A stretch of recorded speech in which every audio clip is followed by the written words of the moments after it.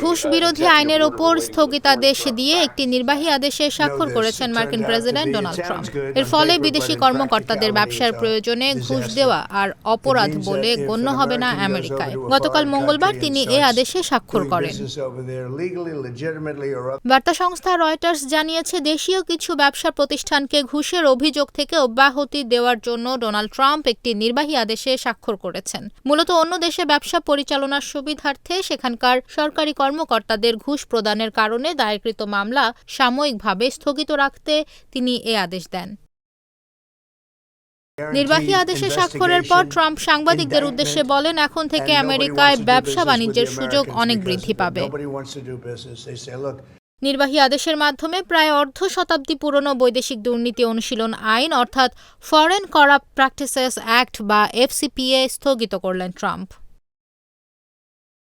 নির্বাহী আদেশে বলা হয়েছে, আগামী 180 দিনের মধ্যে এফসিপিএ এর অধীনে থাকা মামলাগুলো পর্যালোচনা করবেন অ্যাটর্নি জেনারেল। এখনই এ ব্যাপারে কোনো পদক্ষেপ নেওয়া যাবে না। এ সংক্রান্ত বর্তমান ও পুরনো পদক্ষেপ পর্যালোচনা করে আইন প্রয়োগের নতুন নির্দেশিকা প্রস্তুতির জন্য অ্যাটর্নি জেনারেল প্যাম বন্ডিকে আদেশ দিয়েছেন প্রেসিডেন্ট ট্রাম্প। 1977 সাল থেকে যুক্তরাষ্ট্রে কার্যকর হয়েছে এফসিপিএ আইন। এই আইনের আওতায় যুক্তরাষ্ট্রে নথিভুক্ত কোনো সংস্থা ব্যবসা বা অন্য কোনো উদ্দেশ্যে বিদেশি কর্মকর্তাদের ঘুষ দিতে পারবেন না। যদি কেউ নিয়ম ভেঙে সে অপরাধ করেন এবং তা প্রমাণিত হয়, সেক্ষেত্রে বিপুল টাকা জরিমানা তো বটেই, যুক্তরাষ্ট্রে তার বিচার হবে এবং কঠোর শাস্তি দেওয়া হবে। ট্রাম্প তার প্রথম মেয়াদেই এই আইন বাতিলের উদ্যোগ নিয়েছিলেন। তখন সফল না হলেও এবার দ্বিতীয় মেয়াদে তিনি আইনটির ওপর স্থগিতাদেশ দিতে সক্ষম হলেন।